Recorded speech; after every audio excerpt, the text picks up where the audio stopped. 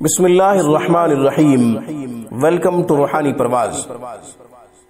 روحانی پرواز میں ایک نئے وظیفے کے ساتھ، ایک نئے خوبصورت عمل کے ساتھ ہم آپ کو خوش آمدید کہتے ہیں۔ سامعین، آج کی ویڈیو میں غصے کا نبوی علاج بتاتے ہیں۔ دو شخص آپس میں لڑ رہے تھے، جھگڑ رہے تھے۔ ایک شخص غصے کی وجہ سے بے قابو ہو رہا تھا۔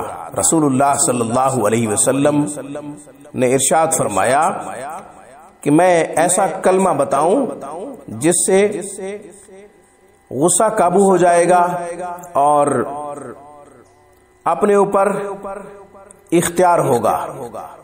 جب انسان غصے میں ہوتا ہے تو پھر بے اختیار ہو جاتا ہے، بے اختیار کچھ بھی کہہ دیتا ہے، بولتے ہوئے کچھ بھی نہیں سوچتا کہ میں کیا بول رہا ہوں۔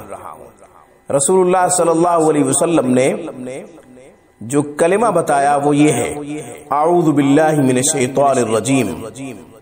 فرمایا یہ پڑھ لو، انشاءاللہ غصہ جاتا رہے گا۔ اس شخص نے پڑھا اور اس کا غصہ جاتا رہا۔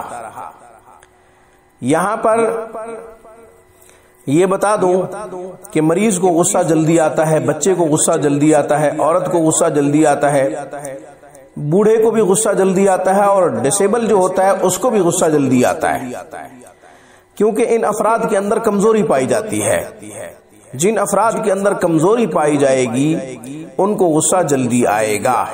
مریض بلڈ پریشر کا مریض ہے تو بھی غصہ جلدی آئے گا، اور اگر بخار کی وجہ سے چڑچڑاپن پیدا ہو گیا ہے یا کسی بھی مرض کی وجہ سے چڑچڑاپن پیدا ہو گیا ہے تو انشاءاللہ اس عمل کے کرنے کی وجہ سے غصہ جاتا رہے گا، غصہ آنا یقینی ہے۔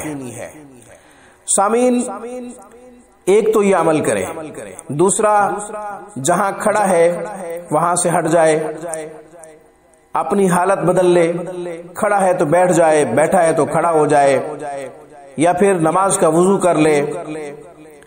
اسی طریقے سے جگہ کو چھوڑ دے، جہاں بیٹھا ہوا ہے، کھڑا ہوا ہے، یا جس فرد کے ساتھ غصہ کر رہا ہے اس سے دور ہو جائے، یا یہ کہ جو شخص غصہ کر رہا ہے اس سے دوسرا شخص دور ہو جائے جس کے ساتھ غصہ ہو رہا ہے۔